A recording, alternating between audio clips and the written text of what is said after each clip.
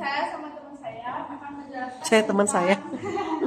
teknik DNA rekombinan. Teknik mengubah susunan DNA suatu susunan organisme dengan menyisipkan gen asing ke organisme tersebut sehingga diperoleh sifat baru yang tidak dimiliki sebelumnya, menghasilkan organisme transgenic. Proses DNA rekombinan. Yang pertama ada isolasi DNA, yang kedua transplantasi gen atau DNA, dan yang ketiga memasukkan DNA rekombinan ke dalam sel hidup.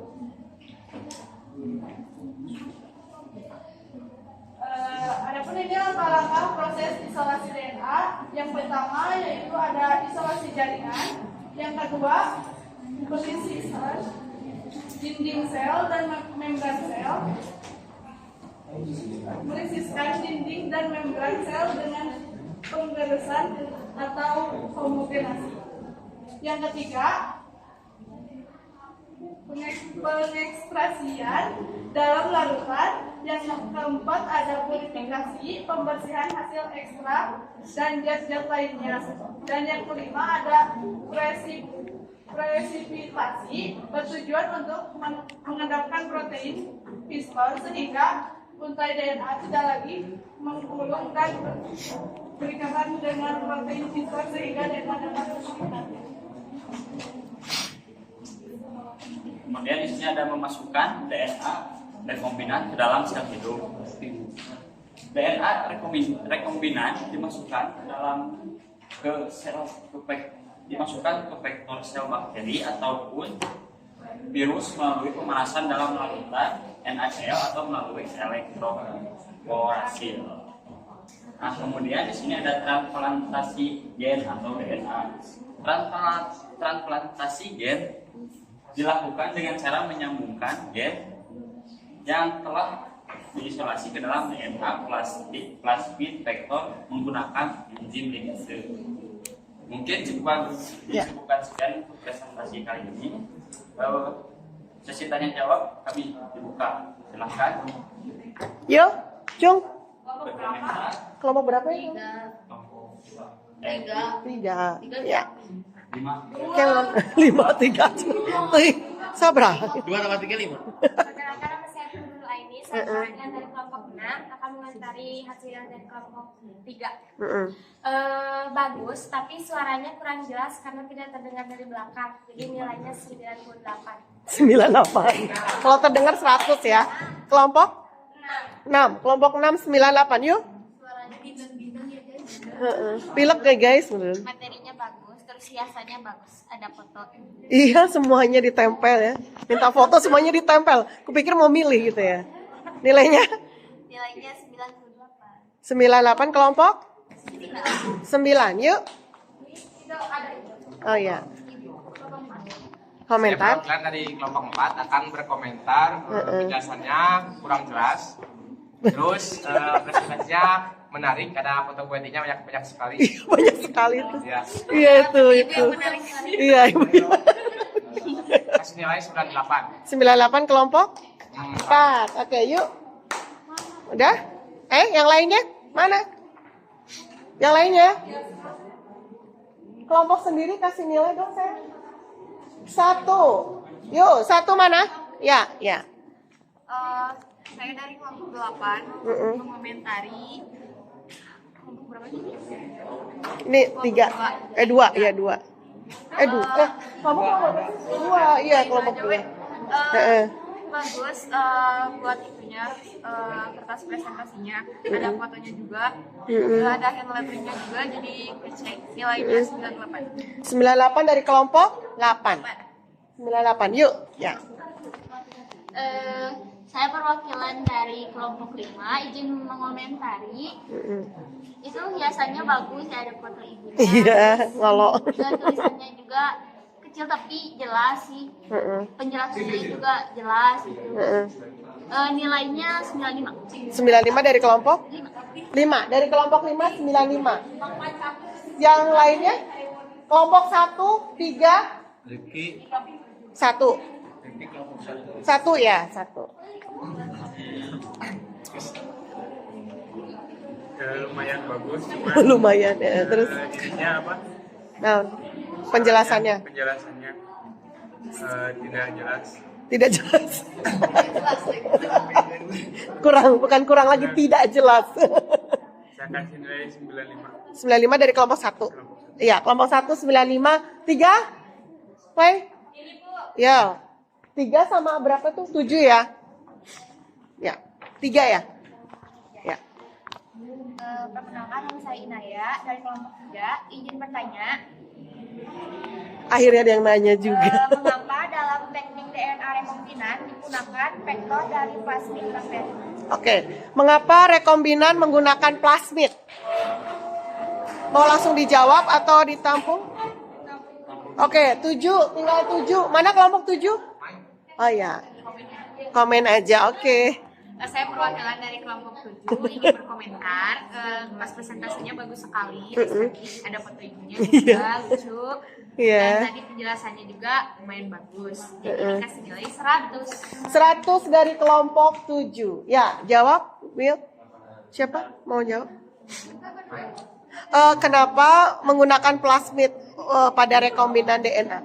Jadi pada proses DNA rekombinan, kenapa menggunakan plasmid? Gitu.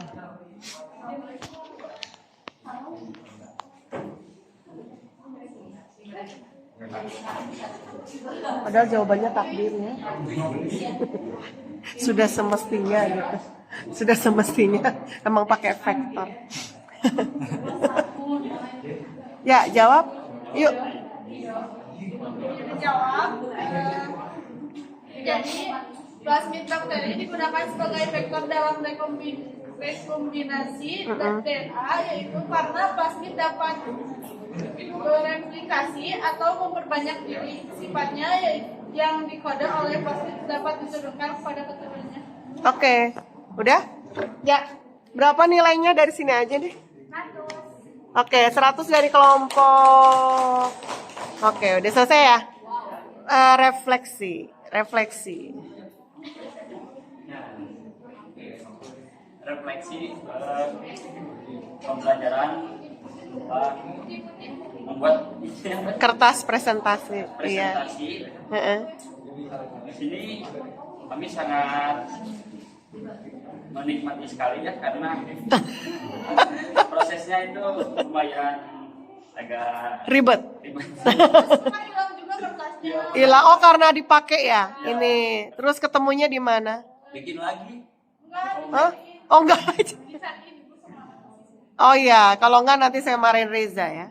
Tenang aja. Marahin aja. Terus tadi dikasih pertanyaan cuma 1, gimana rasanya? Alhamdulillah seneng banget. Biasanya di sini yang ngasih pertanyaan itu ada banyak. Iya. Nggak tahu makin kesini komen semua ya. Ini tuh. Nggak tahu ya. Sudah ditutup, saya mau nge-zoom ya. Ya. Ditutup. Yuk. Sekian. Itulah Kela. kata-kata. Oh iya. Ya tadi pegang ya. Sekian presentasi dari kelompok kami. Mohon maaf jika ada salah kata atau salah mengenal frasa. Wih. Seperti hubungan aku dan dia yang sudah selesai tanpa dimulai. Eta artinya naon? Mungkin disebutkan sekian. Iya. Terima kasih telah mendengarkan dan menemani. Iya. Tidak seperti dia yang memberi harapan lalu pergi. Ghosting ya. Terima kasih. Assalamualaikum warahmatullahi wabarakatuh. Waalaikumsalam. Assalamualaikum warahmatullahi wabarakatuh. Waalaikumsalam warahmatullahi wabarakatuh. Kami dari kelompok 5, di sini kami akan memaparkan materi tentang bayi tabung. Teknik bayi tabung bertujuan untuk membantu pasangan suami istri yang sulit memperoleh keturunan. Pembuahan pada bayi tabung terjadi di luar tubuh induk betina atau fertilisasi in vitro. Sel telur yang telah dibuahi akan membentuk embrio. Selanjutnya, embrio ditanam atau diimplantasi pada rahim seorang wanita yang diambil sel telurnya. Lalu embrio tersebut kemudian akan tumbuh menjadi anak yang siap dilahirkan. Alasan dilakukan bayi tabung. Bayi tabung adalah pengobatan yang dilakukan untuk seorang dengan Utilisasi. infertilitas atau masalah genetik. Metode ini dipilih oleh seseorang yang mengalami infertilitas dan sudah mencoba berbagai cara untuk terus gagal. Cara ini Itu pakai kertas juga apa? sering Lihat dilakukan pada kupu-kupunya wanita kayak mau yang terbang ya. 10 tahunan yang mengalami Ini nih kalau lihat di sini. serta beberapa Tuh, masalah lop, lop, lop, lop, lop. kesehatan seperti Ya, lucu ya. Beberapa masalah kesehatannya seperti Oh, sumbatan gitu. atau kerusakan pada Kertasnya kayak khusus gitu. lalu gangguan ovulasi, lalu endometriosis, pernah melakukan sterilisasi atau pengangkatan tubuh sebelumnya, dan mengalami vibratoid terakhir dan fungsi sperma yang terganggu. Oke. Pada wanita yang tidak memiliki rahim yang sehat atau terdapat risiko kesehatan serius saat hamil, bayi tabung dapat menjadi solusi yang tepat. Untuk kasus ini, sel telur wanita yang dibuahi dengan sperma tetapi embrio diletakkan pada ibu pengganti. Ya, sudah? Ya. Ya, ini gambarnya ya. Iya. Oh iya, prosesnya ya, guys. Oke. Oh, pakai kertas biasa, tapi kok di HP ibu kayak ada lop gitu ya? Enggak ininya? Ini. Enggak, itu yang kupu-kupunya kayak mau terbang. Hah? Oh, terima kasih. Mana? Oh, iya, terima kasih. Nanti itu bikin status. Yuk, siapa yang mau nanya? Komentar? Ya. Ya, ini dulu ya. Ya. Yuk. Perkenalkan izin perkenalan nama saya Muhammad Ramadhani dari kelompok 4. Izin bertanya, apa sih kelemahan dan kelebihan dari sistem bayi tabung? Oke, kelemahan dan kelebihan. Tampung dulu. Oke, yuk. Saya Gina Sonia, perwakilan dari kelompok 6 ingin bertanya apa yang menyebabkan kegagalan bayi tabung? Kegagalan bayi tabung. Apa penyebab kegagalan bayi tabung? Yuk, yang lain? Oh ya, Rul. Ya, bagus kalau pakai kacamata, Rul. Saya akan dari kelompok 7 izin berkomentar. Dari gambarnya udah bagus, terus penjelasannya juga bagus, terus ada gambar pandanya lucu gitu ya. Ya. Kupu-kupunya juga bagus, sama kayak bunga-bunga gitu dari Rigo. Terus nilainya berapa, Rul? Nilainya 100. Oh, 100 dari kelompok 7. 100 ya. 100 dari kelompok 7. Ya. Izin menanyakan. Bertanya. Gimana? Saya dari kelompok 2 izin bertanya, apakah efek samping dari proses bayi tabung? Efek samping, kelemahan, kelebihan, kegagalan, efek samping ya. Efek samping. Yuk, yang lain? Mau jawab? Oh, iya ini yang Astagfirullahaladzim. Udah komen aja, komen yuk. Kertas presentasinya bagus. Kayak mau terbang tadi ya, kupu-kupu ya. Tulisannya juga bagus. Orangnya juga cantik-cantik. Jadi nilainya berapa? Ya, nilainya berapa? 100 dari kelompok 1. 100 dari kelompok 1. Yo, yang mau dijawab? Ya. Izin menjawab pertanyaan dari Gina. Yang menyebabkan program bayi tabung gagal, yang pertama ada usia sel telurnya, lalu respon tubuh bunda, lalu kualitas embrio kurang baik, kelainan kromosom pada embrio, gaya hidup yang tidak sehat, serta disfungsi implantasi. Oke. Nilainya? Karena penjelasannya mengikuti, jadi saya memberi sampai 98. 98 kelompok? 6. Kelompok 6 98. Mau dijawab lagi? Ya. Izin menjawab pertanyaan dia. Pertanyaannya, apa kelemahan dan kelebihan dari proses bayi tabung. Kelebihannya yaitu bayi tabung dapat meningkatkan peluang hamil bagi pasangan dengan kondisi kesehatan tertentu seperti kerusakan, penyumbatan atau riwayat pengangkatan tuba falopi, gangguan ovulasi atau fungsi sperma, endometriosis serta disfungsi seksual. Adapun kelemahannya yaitu ada banyak resiko yang cukup fatal bila mengambil program ini. Salah satunya adalah saat proses mengambil sel telur. Saat melakukan pengambilan sel telur bisa saja terjadi yang namanya infeksi atau bahkan pendarahan yang bisa saja menyebabkan kerusakan pada bagian usus atau organ tubuh yang lain. Oke, nilainya?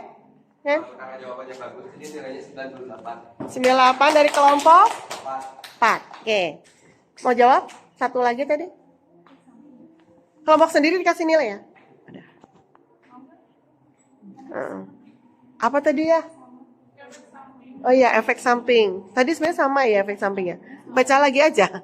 Izin menjawab pertanyaan dari Dea. Ada banyak resiko yang cukup fatal bila mengambil program ini. Salah satunya adalah saat proses pengambilan sel telur. Saat melakukan pengambilan sel telur, bisa saja terjadi yang namanya infeksi atau bahkan pendarahan yang bisa saja menyebabkan kerusakan pada bagian usus atau organ tubuh yang lain. Iya, tuh. Berapa? 96 dari kelompok? Kelompok 2 96. Yang belum? 3. Mana 3? Hah? Oh ini. Ada perwakilan dari kelompok 3. Iya. Oh, beri semangat atuh. Berkomentar. Iya, boleh.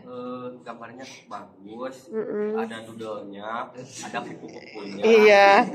Terus Sebut kamu. suaranya nggak kedengeran, nggak tahu saya nggak dengar gitu. Padahal di depan ya kamu ya. Oh. Lagi main HP gitu. Yeay, ketahuan sekarang. Jadi nilainya 98. 98 kelompok 3. Yang lainnya? 89. Ya.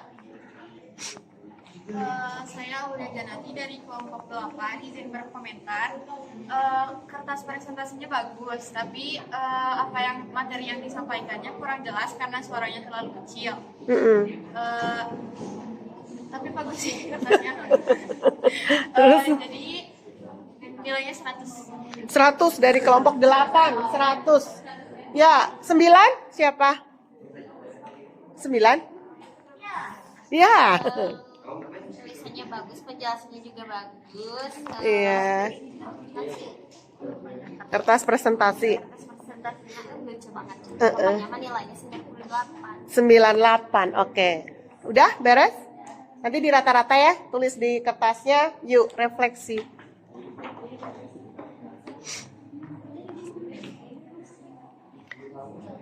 Ya, refleksi. Tuh proses pembuatannya, itu siapa yang gambar. Kupu-kupunya lucu banget bunganya. Nanti kamu lihat ya di video ya, ini kupu-kupunya kayak mau terbang. Ngelop, iya benar nih asli nih, ngelop gitu. Ya, gimana? Refleksinya, pembelajarannya sangat seru karena kita dapat mengutarakan kreativitas kita dalam gambar, tugas. Lalu kita juga jadi gak bosen gitu, jadi ngejas terus. Oh gitu, keren banget. Itu yang gambar satu orang atau berempatnya? Berdua. Oh berdua. Yang ini yang bikin origami berdua, yang berdua. Oh jadi adil gitu ya. Ini yang gambar ini siapa sih? Ini kayaknya hasil bayi tabung gitu bukan ya? Kan sedang kayak tabung ya, Bu. Iya. Maksa banget kayak tabung gitu ya. Oh maksa gitu ya. Ya Allah. Ya udah. Terus tadi dikasih pertanyaan susah nggak? Kirain saya bakal sedikit yang ngasih pertanyaan. Kayak tadi ya komen semua ya, hampir komen semua satu. Banyak juga yang ngasih pertanyaan. Iya. Karena bisa lihat. Iya. Terus nilainya udah ya? Oke, sudah? Ya, silakan. Ditutup. Mungkin dicukupkan sekian presentasi dari kita, semoga dapat dipahami. Amin. Ya. Sekian dari kami. Wassalamualaikum warahmatullahi wabarakatuh. Waalaikumsalam warahmatullahi. Kamu malah mundur. Ibu maju, kamu mundur. Oke, thank you. Assalamualaikum warahmatullahi wabarakatuh. Waalaikumsalam warahmatullahi wabarakatuh.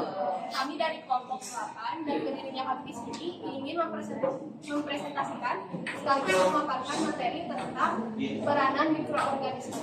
Namun sebelum itu, perkenalkan saya Nurul Yusuf Putri, saya Nura Walia, saya Aulia Junani, saya Mutiara Gelasari. Dan sebelum masuk ke materi, Ibu Betty boleh mendekat? Oh ya, kenapa? Nyuruh-nyuruh. Ya. Gimana? Mendekat ke sini? Ya. Ibu, Ya. Ibu lihat patuan Ibu gak?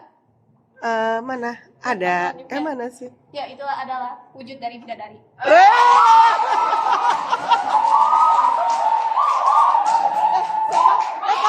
Kalau yang maju dia bidadara dong. Cok maju. Ya. Oh, ternyata itu maksudnya. Kamu yang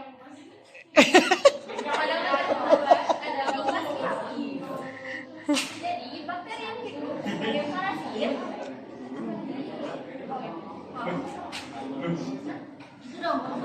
pada masa pertama ada populasi hama.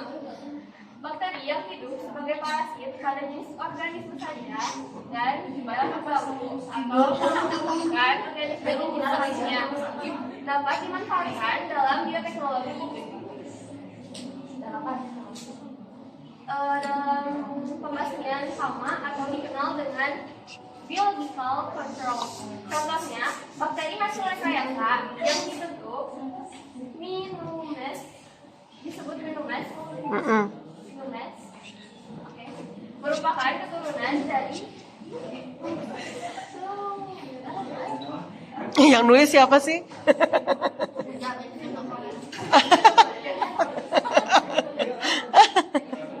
maaf. Jadi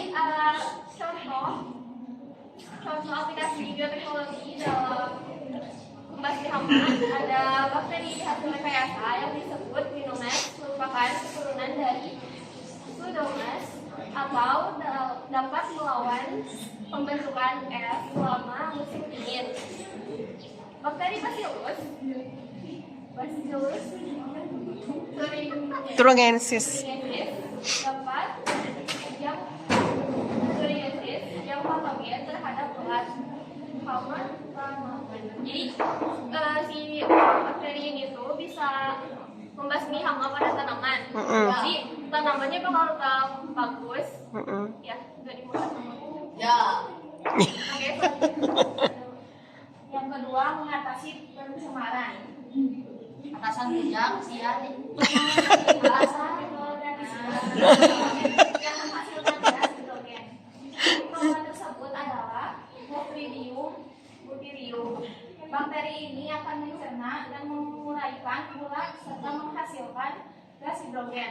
Gas ini dapat digunakan sebagai bahan bakar yang tidak menimbulkan polusi. Yang ketiga ada pemisah logam dan bijinya.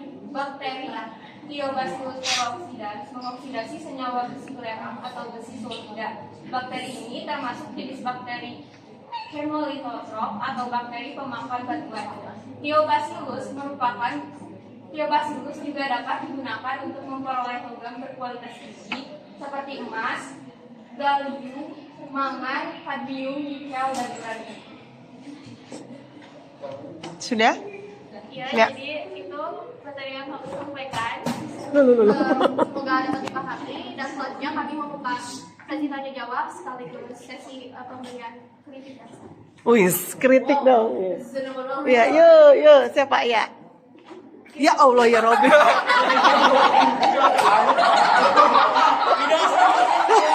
Ya Allah ya Robby. Subhanallah.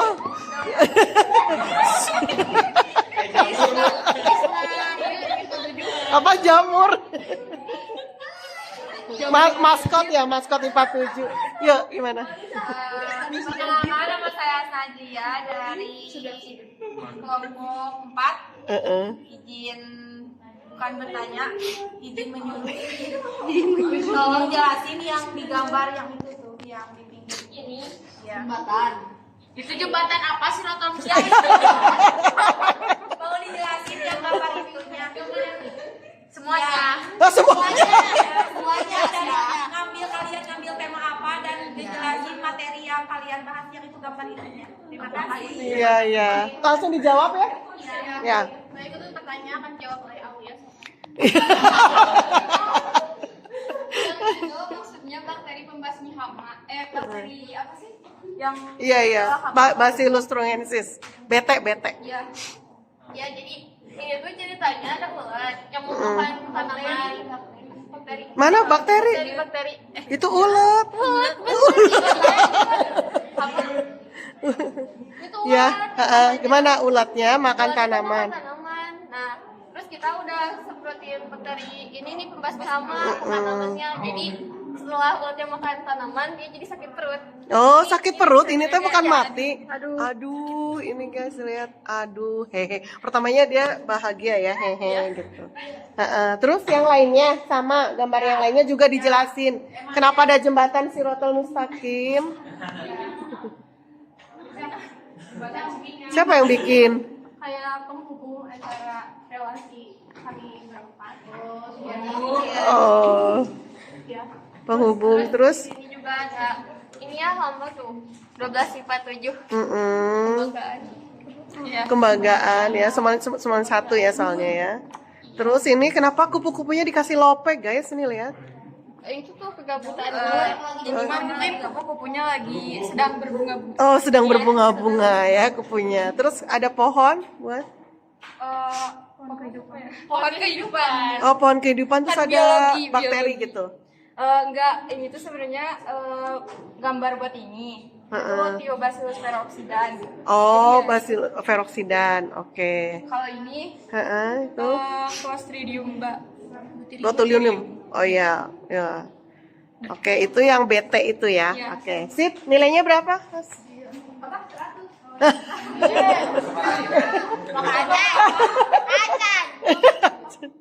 Nil- Kelompok. Oh. dulu aja nilainya ya. Hah? Berapa? Oh, biar adil balas budi. Saya kasih nilai. Iya, iya. Mana? Kacanya kurang gede ya. Oh, tadi ibu matanya doang. Ada jawabannya, Mil. Iya, Terima kasih ya atas jawabannya. Saya kasih nilai 99. 99 dari kelompok 4. Yuk, yang lain? Ya. Iya, mesti komen ya. Bertanya. Oh, bertanya. Wow. Boleh lah. Boleh. Kalau bertanya sesat dijawab. Iya. Ya, saya perwakilan dari kelompok 6 izin bertanya. Peran mikroorganisme sebagai komponen lingkungan. Ya, seperti itu. Ya. Perannya. Oke, pertanyaannya kami tampung jawab. Oh, ditampung. Ya, yang lain ya. Tanya, komen. Bertanya. Oh iya, ngeri. Semuanya nanya nih kayaknya. Ya, karena kita mau izin bertanya. Puja. Apa kelebihan dan kekurangan mikroorganisme Apa? dalam bioteknologi? Gimana gue? Apa? Apa kelebihan dan kekurangan Wis, dan jelaskan ya. Ya, apa kelebihan dan kekurangan mikroorganisme dalam bioteknologi dan jelaskan. Oh, iya, mantap. Campung dulu. Enggak, langsung Ya. aja. Oh iya. Yang tadi apa yang ini? Oh yang ya. Kelebihannya Yang puja kan. dari mikroorganisme ini banyak banget kelebihannya. Mm-mm. Di antaranya di dalam lingkungan bisa jadi pembasmi hama gitu. Terus ada juga di dalam dunia kedokteran bisa dijadiin obat, yaitu antibiotik sama vaksin.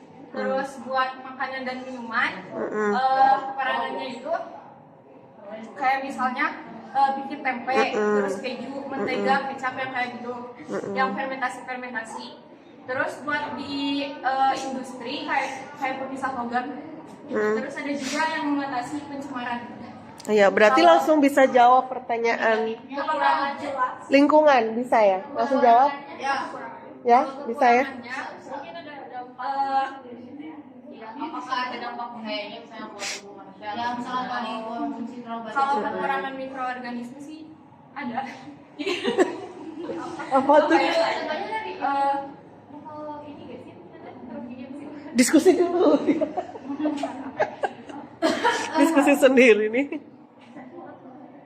Kalau dari kekurangannya mikroorganisme itu menyebabkan apa ya penyakit di manusia mungkin kayak misalnya TBC itu kan mikroorganisme. Ya, Iya, beberapa penyakit. dalam hal bioteknologi maksudnya ya. Iya. Iya.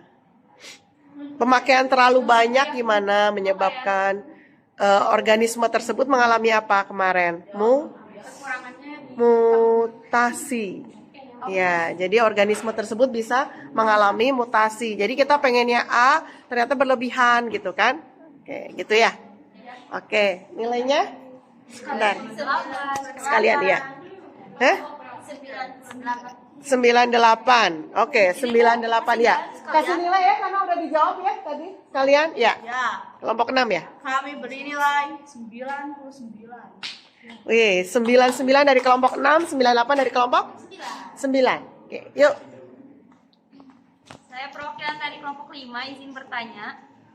Wis tanya juga. Mengapa bakteri merupakan mikroorganisme yang paling banyak jumlahnya pada kehidupan di dalam tanah? Takdir ya.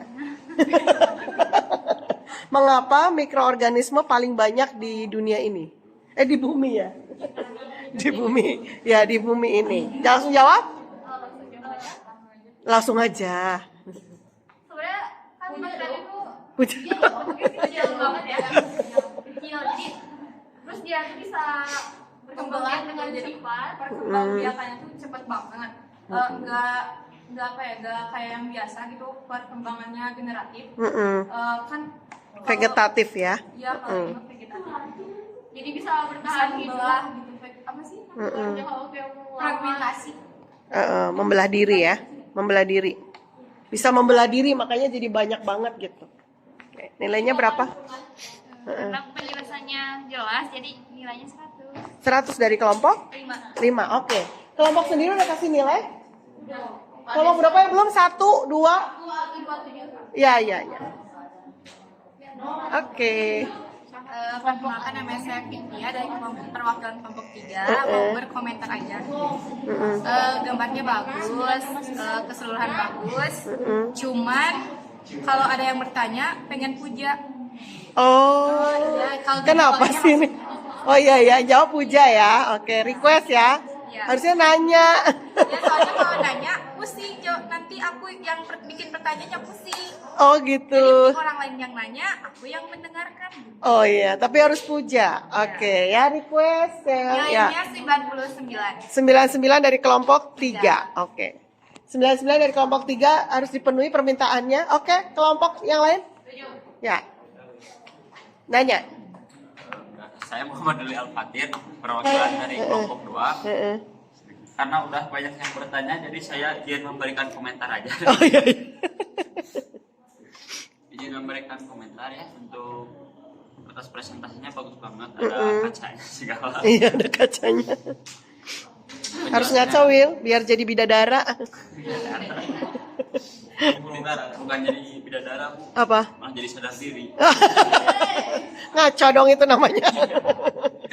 Ya. Untuk penjelasannya udah bagus banget ya, suaranya juga oke lah. Ya. Jadi saya kasih nilainya 100 saja, Bu. Oh iya, 100 dari kelompok? 2. 2. Oke. Kelompok berapa yang belum? 1. 1, 7. Yang mana? Oh, beda kelompok ya. Yuk, nanya. Perkenalkan nama saya Muhammad Abdul Pratama. Di sini saya awalnya ingin berkomentar, tapi karena dipaksa, jadi saya bertanya. Karena Ulu waktu itu bertanya. Iya, iya. Nah, saya ingin bertanya. Balas dendam ya. Oke. Apakah ada penyakit-penyakit yang bisa disebabkan oleh mikroorganisme ini? Ini aja. Oh.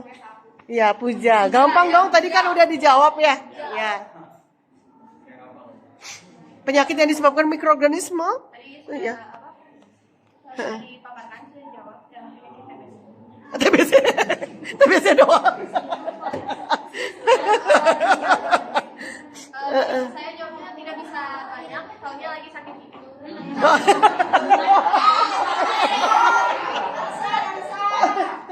Ya sudah, dia taunya TBC.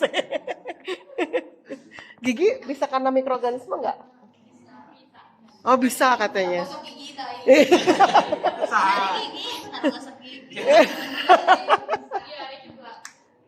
Oh diare ya. Main Y ya, main thread Y, oke?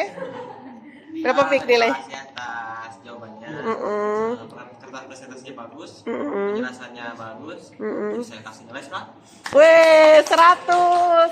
Karena Puja yang jawab ya, 100. Kelompok 7. 1. Oh, gantian ya, gantian dia. Oke. Yuk. Cindo tuh Oh. Cindo. Perwakilan dari kelompok 5 cuma Cindo.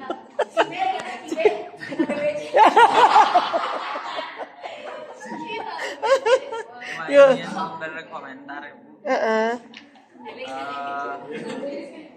Apa sih biasanya bagus, apalagi ada kupu-kupu. Iya. Ada uletnya juga. Ya,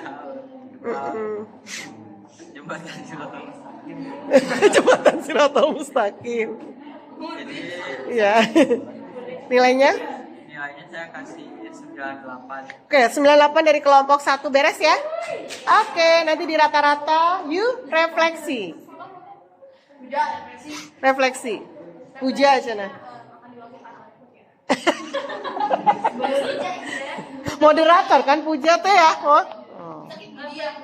Untuk pembelajaran hari ini seru banget ya, bisa berkreasi, tapi juga agak gimana gitu.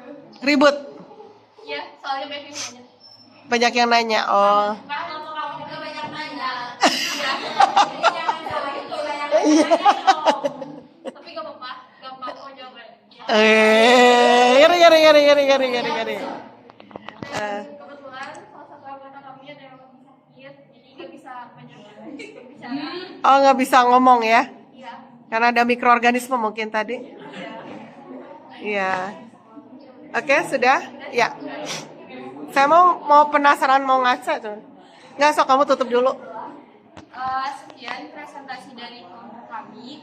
Mohon maaf bila ada kesalahan. Wassalamualaikum warahmatullahi wabarakatuh. Ya. Waalaikumsalam warahmatullahi wabarakatuh.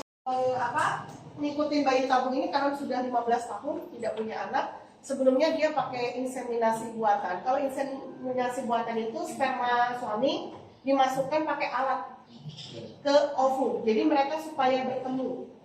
Tapi masih di dalam tubuh ibu ya, tubuh si istri gitu ya. Jadi itu prosesnya sangat menyakitkan, kata teman saya yang ngalamin, dan ternyata bayarnya juga lumayan 11 jutaan, dan ternyata gagal, uang tidak bisa kembali. Ya, akhirnya dia mencari-cari program bayi tabung yang paling murah di Bandung, dia dapat di salah satu rumah sakit dan harganya 38,5 juta. Kalau gagal, uang nggak kembali. Ya, caranya gimana? Caranya adalah ovum diambil, ya, sel ovum ya.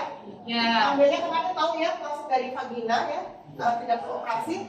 Kemudian sel ovumnya diambil. Kalau biasanya yang diambil itu jatahnya 3 atau 4. Ya, 3 atau 4. Jangan satu di sini nanti gagal ya. Jadi 3 ovum. Kemudian kalau sperma banyak kan, sekali ngeluarin aja ada 250 juta sperma ya. Jadi cukup ambil 3 terbaik. Gimana cara bukan ambil atau ngeluarin gitu ya? Itu mah gampang banget. Yang cewek penasaran kayak yang cowok ya, nggak usah ribu. Ya, jadi ngambil di mikroskop diteliti sperma yang paling bagus kualitasnya. Kita ambil 3, ya. Nah, kalau udah 3 ovum sama 3 sperma ini disatukan untuk membentuk zigot itu dalam sebuah tabung. Oke? Tabungnya itu harus posisi keadaannya harus sama dengan ini saluran telur yang di sini. Tempat ketemunya sperma sama ovum, oke? Kan tempat ketemunya sperma sama ovum kan di saluran telur. Jadi tabungnya kondisinya harus sama, suhunya, pH-nya, nuansanya ya, sekalian gitu ya. Jadi sperma sama ovumnya nggak kaget, ini ketemu di mana ya? Nggak mesti kaget, stres mati deh ya kan? Nah, jadi disatukan oleh dokter di dalam sebuah tabung, makanya disebut sebagai bayi tabung. Kalau sudah dapat zigot, otomatis ada 3 zigot, maka ditempelkan di rahim sini. Tempelin di rahim. Ya, karena proses penempelannya oleh manusia pakai alat ya, tidak alami, maka si ibu yang ditempelin zigot itu harus tidak boleh bergerak dan katanya hampir 2 minggu. Bisa kebayang apa-apa di tempat tidur. Cuman yang nggak boleh banget bergerak mungkin beberapa jam setelahnya ya. Kalau habis itu boleh lah badannya miring dikit gitu ya. Soalnya kalau beberapa jam kamu langsung miring ya udah nurut. Kalau nurut ya sudah 38,5-nya meluap gitu kan, hilang gitu ya. Nah kalau berhasil maka kembar 3. Ya. Kalau 3-3-nya berhasil nempel dengan sangat baik maka ibu itu akan hamil 3 janin sekaligus. Ya, teman saya dari 3, 1 yang berhasil. Gitu ya, jadi 1 berhasil ya dilahirkan. Timur juga kalau nggak salah pasang 4 itu 1 yang berhasil. Gitu ya, jadi kemungkinan bisa nggak kita program ini untuk bisa dapat bayi kembar, misalnya kembar 3, bisa dengan sifat yang beda-beda. Itu bayi tabung gitu ya. Kalau normal kan agak susah ya kita nyari kembar, itu mah kuasa Allah gitu ya. Nah kalau bayi tabung kalau memang udah ditakdirkan ya berarti 3-3-nya jadi. Yang nggak boleh adalah pakai sperma orang atau suami orang, ya.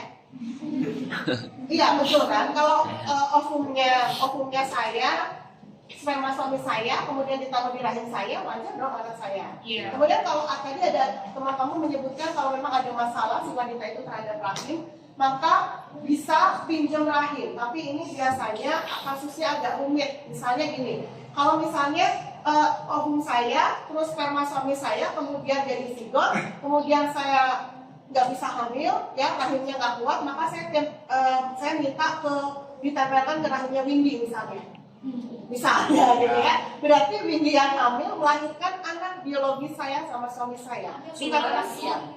Tapi dia cuma sebagai tempat untuk perkembangan dan sampai melahirkan. Cuma secara emosional ini anak pasti dekatnya sama Windy, bukan dekat sama saya. Saya cuma memang secara genetis ovum saya sama suami saya, ya kan? Ya. Tapi yang melahirkan, yang menyusui Windy loh. Ya kan? Ya, jadi kalau nggak melahirkan nggak bisa nyusuin ya nak ya. Jadi kalau kamu menemukan sinetron agak lebay, di mana tiba-tiba lahir di dia si A terus ini menyusui yang B, ya. Yang B-nya tuh kalau kan udah paket ya, kalau udah melahirkan berarti nanti hormon prolaktinnya bekerja, ASI-nya keluar. Tapi kalau nggak melahirkan nggak bisa, ya. Ya itu yang nggak boleh. Kenapa? Karena pasti si anak ini bingung ibunya siapa gitu. Dan yang merasa kalau anaknya sakit ikatan batin, yang hamil sama melahirkan.